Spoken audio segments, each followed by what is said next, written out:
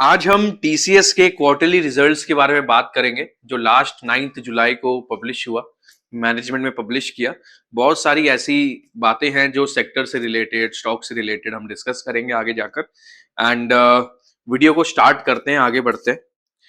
अगर आप टीसीएस के बारे में समझें तो टीसीएस का जो करंट मार्केट प्राइस है कुछ 2070 रुपए के अराउंड चल रहा है। एंड इसका जो 52 वीक हाई था वो कुछ 3426 रुपए के अराउंड चल रहा था।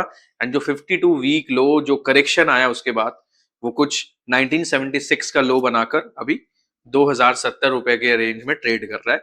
कंपनी एक आईटी सेक्टर है as you know. And IT sector कितना स्ट्रगल कर रही है ये हम सबको पता है कि जो पूरा ओवरऑल सेक्टर है ये बहुत ज्यादा प्रॉब्लमैटिक बनता जा रहा है हमारे स्टॉक मार्केट मार्केट कैप के लिए। एंड इसकी वजह से ओवरऑल मार्केट भी काफी बेयरिश देखने को मिला है हमें।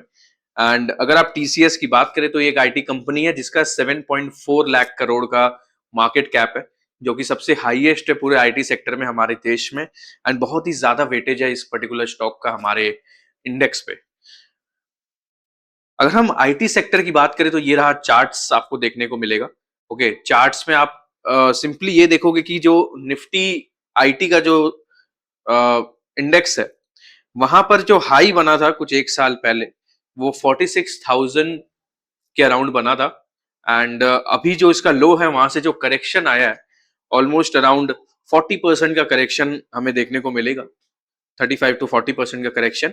एंड ये करेक्शन आकर कुछ 25,600 का के अराउंड का लो बनाकर 28,000 के करंट इंडेक्स पॉइंट्स पे ट्रेड कर रहा है ये। इससे हमें पता चलता है कि ओवरऑल आईटी स्टॉक्स की हाल जो हम देख रहे हैं वो क्यों है। एंड सबसे बड़ा रीजन जो मैं समझता हूँ पूरे मार्केट में कि आईटी सेक्टर का हाल ऐसा क्यों है कि अभी जो ऑटोमेशन आ गया है बाहर वाली कंट्रीज में, जितना वो एआई को लेके अडेप्टिव है वैसे ही यहाँ से जो सर्विस जाता था उनको, ओके, एंड यहाँ से जो सर्विस के लिए जो रेवेन्यू आता था हमारे आईटी सेक्टर में वो काफी डीपली डाउन हो गया। हम आगे जाके इसके फाइनेंशियल्स को भी देखेंगे। इसीलिए आईटी सेक्टर ओवरऑल प्रोजेक्ट्स नहीं ला पा रही है वहां से, क्योंकि बाहर में जितने भी प्रोजेक्ट्स है वो ऑटोमेट कर दे गए हैं, यहाँ के सर्विसेज की जरूरत उन्हें नहीं है। ओके, अगर आप फिनेंशियल्स की बात करें तो ये है ईयर ऑन ईयर के फिनेंशियल्स। लास्ट कुछ 5 साल का मैंने यहाँ पर डेटा बनाकर आपको प्रेजेंट करने की कोशिश की है। मार्च 2022 के अराउंड का ग्रोथ देखिए, अगर आप 21 से कंपेयर करें फाइनेंशियल ईयर से तो 17% का ग्रोथ यहाँ पर आपको देखने को मिलेगा रेवेन्यू में। उसके बाद 18% का ग्रोथ, फिर स्टीप डाउन टू 2024 7% का ग्रोथ, हाफ हो गया यहाँ पर ग्रोथ यहाँ पर। एंड उसके बाद अगर आप कंटिन्यू देखोगे तो 6% का ग्रोथ। एंड करेंटली अभी जो लास्ट मार्च का जो ईयर ऑन ईयर का डेटा आया वहां पर कुछ 5% का ग्रोथ सिर्फ रेवेन्यू में देखने को मिल रहा है। ये एक डिक्लाइनिंग फेज में देखने को मिल रहा है आपको। एंड अगर आप सेम यहाँ पर एबिटा की बात करें तो एबिटा में भी आपको सेम आंकड़े देखने को मिलेंगे। 18% था पहले, फिर वहां से डिक्लाइन होकर 10% का ग्रोथ हुआ, फिर 8%, 5%, एंड करेंटली बहुत ही नेग्लिजेंट और खराब स्टेज पे अगर आपको देखोगे 1% का ग्रोथ सिर्फ इस बार का एबिटा में आपको देखने को मिला है। यहीं पे आप नेट प्रॉफिट को भी देखो तो सेम ट्रेंड में आपको नेट प्रॉफिट भी देखने को मिलेगा। 18% का ग्रोथ 2022 के फाइनेंशियल ईयर में, एंड अभी करेंटली वो खड़ा है 1% के ग्रोथ पर। तो कहीं ना कहीं ये जो स्टेज है इस बिजनेस का बहुत ही बोलते हैं ना ब्रेक इवन स्टेज पे चल रहा है कि यार प्रॉफिट्स नहीं निकाल पा रही ईयर और ईयर, ब्रेक इवन पे चल रहा है अभी ये कंपनी। एंड सिर्फ ये कंपनी की बात नहीं है यहाँ पे, अगर मैं मेजरली बाकी आईटी सेक्टर्स की बात करूं जो हम आगे जाकर कुछ दिनों में जैसे ही रिजल्ट्स आएंगे हम उसको भी एनालाइज करेंगे। सो बने रहिएगा चैनल में जरूर। तो अगर आप आगे बाकी पूरे आईटी सेक्टर्स को देखो तो वहां भी आपको फाइनेंशियल्स कुछ इस तरह को ही देखने को मिलेंगे, सिमिलर मिलेंगे। पूरा आईटी सेक्टर जो है वो अभी बहुत ही ज्यादा स्ट्रगल कर रहा है। एंड अगर आप इसके क्वार्टरली रिजल्ट्स की बात करें तो क्वार्टरली रिजल्ट्स में तो आपको लास्ट अगर मैं 6 क्वार्टर्स को प्रेजेंट करूं तो बहुत ही आप देखोगे कि नेगेटिव ग्रोथ भी आपको देखने को मिलेगा, डी ग्रोथ देखने को मिलेगा आपको रेवेन्यू में, एबिटा में, नेट प्रॉफिट में। करंटली अभी अगर आप देखोगे तो नेट प्रॉफिट में लास्ट क्वार्टर में 3% का डी ग्रोथ आया। अगर मैं यहाँ पे टीसीएस का जो बिजनेस साइकिल है उसको अगर मैं परखूं, अगर आप बिजनेस साइकिल समझे तो टीसीएस अभी एकदम डिक्लाइन स्टेज पे चल रहा है। ये वो स्टेज है जहां पर सेल्स कम हो जाते हैं, कॉस्ट वगैरह जो रहता है वो सिमिलर रहता है, कहीं से कॉस्ट कटिंग भी नहीं हो पाता कि यार कहीं से कॉस्ट को कम करके प्रॉफिट को बढ़ाया जाए। और यहाँ पर धीरे धीरे इंक्रीजिंग कॉस्ट रहता है, प्रॉफिट्स थोड़े से डिक्रीज कर दिए जाते हैं यहाँ पर कंपनी के। तो ये एक डिक्लाइनिंग स्टेज पे अभी चल रहा है टीसीएस। एंड यहाँ पर एक और बोलते हैं ना, एक गली का मोड़ आ गया है, एक रास्ते का मोड़ आ गया, जहां पर अभी दो रास्ते हैं इस कंपनी के पास।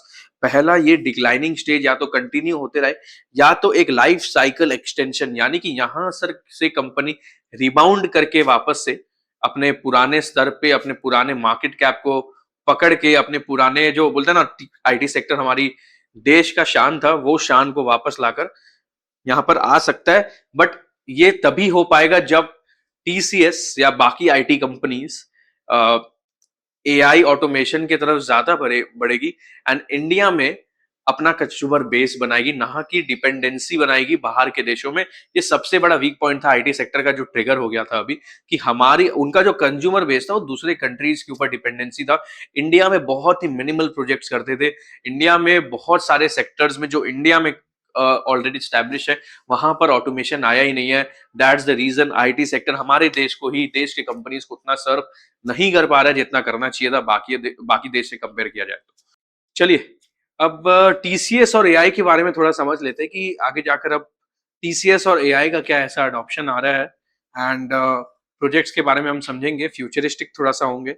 अगर मैं प्रोजेक्ट की बात करूं तो currently Hypervault AI data center development stage में है by TCS and TPG Capital, जिन्होंने कुछ 18,000 करोड़ का कैपिटल का कमिट किया है, एंड जिसमें से टीसीएस कुछ 9 से 10,000 करोड़ का जो कैपिटल है वो टीसीएस देगी, एंड टीपीजी का कमिटमेंट कुछ $1 बिलियन यानी कि 8,800 करोड़ रुपए का है।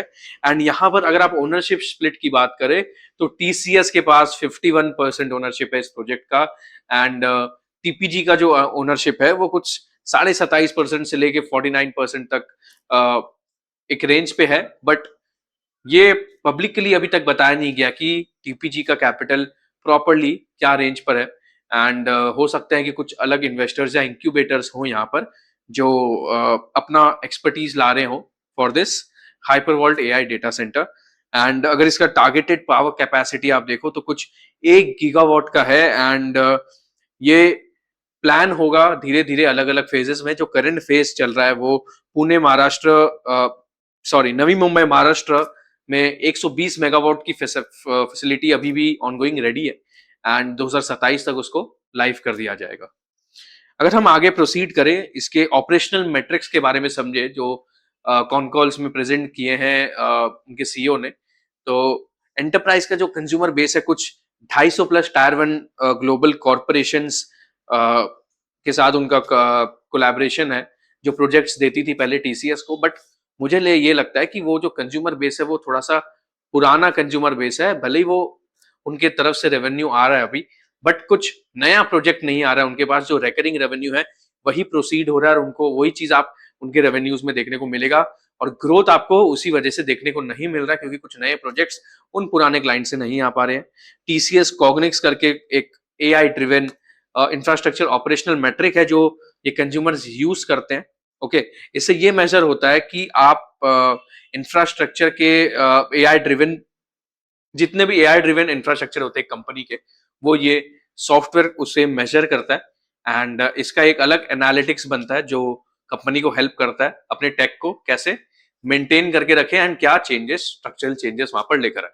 अगर आप फिजिकल एंड वर्चुअल सर्वर्स की बात करें तो कुछ 7 लाख प्लस ग्लोबल सर्वर्स है टीसीएस के पास, जो क्लाउड एक्सपोनेंस प्रोजेक्ट उनको जो सर्व करती है टीसीएस, एंड 220 प्लस पेटाबाइट्स का स्टोरेज, क्लाउड स्टोरेज मैनेज करता है टीसीएस, एंड इसका जो कैपेसिटी है, जो प्रोसेसिंग पावर कैपेसिटी है, कुछ 1,20,000 मिलियंस ऑफ इंस्ट्रक्शंस पर सेकेंड है।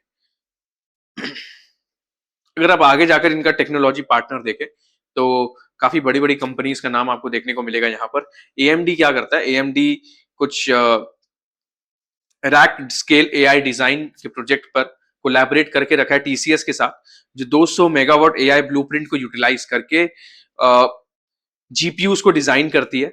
एनवीडिया भी अपने एआई फैक्ट्रीज में टीसीएस के साथ डिजाइनिंग मॉड्यूल पे कोलैबोरेट करके रखा है।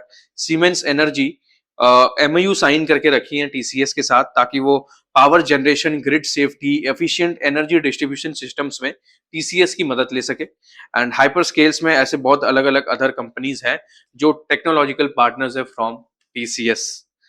अगर आप रिसेंट कॉन कॉल्स के जो हाइलाइट्स को समझे, इसमें मैनेजमेंट का ये कहना है कि जियोपॉलिटिकल अनसर्टेनिटीज जैसे कि टैरिफ हो गया, अभी जो वॉर सिचुएशन रिसेंटली चल रहा है गल्फ कंट्रीज में, उनके वजह से बहुत सारे प्रोजेक्ट्स जो है वो क्लाइंट ने डेफर कर दिए, यानी कि पोस्टपोन कर दिए या कैंसिल कर दिए। इसकी वजह से, इन अनसर्टेनिटीज की वजह से टीसीएस के पास रेवेन्यू या ग्रोथ देखने को नहीं मिल रहा। एंड नियर टर्म में लेकिन मैनेजमेंट थोड़ा सा क्या बोलते हैं, ऑप्टिमिस्टिक है, ठीक है, फ्यूचर को लेकर, क्योंकि उनके जो नए क्लाइंटल्स हैं वो आगे जाकर प्रोजेक्ट्स एंड एमओयू साइन कर रहे हैं। इसके लिए फ्यूचर में वो काफी फ्यूचर ऑप्टिमिज्म के साथ आगे बढ़ रहे हैं। लेकिन आगे जाकर हमें यही समझ में आएगा कि कितना क्लाइंटल का जो कमिटमेंट है वो आगे जाकर कैसे बना रहता है, ठीक है। एंड अगर आप बुकिंग स्ट्रेंथ्स के बारे में देखें, डील मोमेंटम्स के बारे में देखें, तो इसमें बहुत सारे जो ट्रांसफॉर्मेशंस है वो एआई से रिलेटेड सबसे ज्यादा है।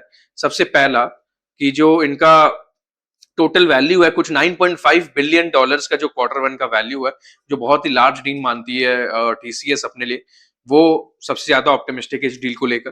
दूसरा, अभी रिसेंटली फ्लैगशिप मॉडल में टीसीएस ने एक डील जीता था 800 मिलियन डॉलर्स का, वो एसकेएफ कंपनी के साथ था। यानी बहुत ही बड़ा विन था जो आगे जाकर नेक्स्ट क्वार्टर्स में रेवेन्यू बढ़ाने में हेल्प करेगा। एंड ऐसे बहुत सारे अदर पार्टनरशिप्स भी हुए हैं टीसीएस के अदर कंपनीज के साथ, जो multi million dollar strategic partnership है सर्विस नाउ के साथ, मल्टी मिलियन डॉलर डील है Europe based Fortune global 54 companies के साथ, मल्टी मिलियन डॉलर डील है ग्लोबल फॉर्च्यून 50 यूरोपियन फर्म्स जो मैन्युफैक्चरिंग कॉन्टेक्स्ट में, जो मैन्युफैक्चरिंग सेक्टर में काम करते हैं उनके साथ। ऐसे बहुत सारे अलग अलग ग्लोबल डील्स है टीसीएस के पास जो पाइपलाइन में है, बट अभी भी ये डील को, इन डील की वैल्यूज को प्रॉपर्ली डिस्क्लोज उन्होंने नहीं किया है। अगर हम इनका वर्टिकल परफॉर्मेंस देखें तो अलग अलग सेक्टर्स में जैसे टीसीएस ऑपरेट करता है, वहां पे सर्व करता है, तो हर एक पर्टिकुलर सेक्टर को लेके उन्होंने एक कमेंट ये किया कि जैसे कंज्यूमर बिजनेस ग्रुप हो गया, वहां पर इन्फ्लेशनरी प्रेशर्स बहुत ज्यादा है, कॉस्ट कटिंग हुई जा रही है, कॉस्ट को कम करने की कोशिश कर रहे हैं, लेकिन जियोपॉलिटिकल अनसर्टेनिटीज ऐसे आ गए हैं कि वहां पर वो सर्व नहीं कर पा रहे। बैंकिंग सेक्टर में थोड़ा सा वो देख रहे कि ऑप्टिमिज्म है कि बैंकिंग सेक्टर से थोड़ा सा रेवेन्यू आ जाए। मैन्युफैक्चरिंग सेक्टर में भी टैरिफ का जो प्रॉब्लम था, जो अमेरिका ने इंडिया पे लगाकर रखा था, तो टैरिफ से रिलेटेड बहुत सारी दिक्कतें टीसीएस को फेस करना पड़ा मैन्युफैक्चरिंग सेक्टर के थ्रू। ऐसे बहुत सारे अलग अलग सेक्टर्स के बारे में टीसीएस ने कमेंट किया जो यहाँ पर प्रेजेंटेड है। जैसे कम्युनिकेशन में उन्होंने बोला है कि थोड़ा सा ग्रोथ है, मॉडेस्ट है, ज्यादा नहीं है, लेकिन जो कंटिन्यूअस हेडविंड्स है वो कंटिन्यूड ग्रोथ में देखने को मिल रहा है।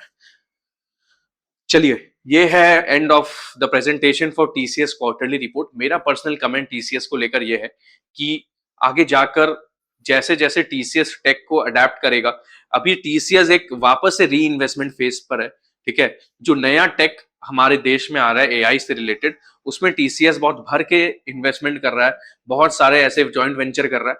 बट अभी जो इन्वेस्टमेंट फेज है, इसका स्टॉक प्राइस अभी भी थोड़ा सा एक रेंज पे रहेगा, बट इसका बुलिश मोमेंटम तब आएगा जब इसके रेवेन्यूज धीरे धीरे ग्रोथ करके आपको देखने को मिलेंगे क्वार्टर्स में या ईयर्स में। तो नेक्स्ट वीडियो के लिए जरूर बने रहे, ऐसे ही बहुत सारे रिजल्ट के जो वीडियोस है आगे जाकर आपको इस चैनल पे देखने को मिलेगा। जरूर से इसे सब्सक्राइब कर लीजिए एंड शेयर जरूर कर लीजिए इसे। Okay, thank you very much for watching this video and मिलते हैं हम नेक्स्ट वीडियो में। Thank you.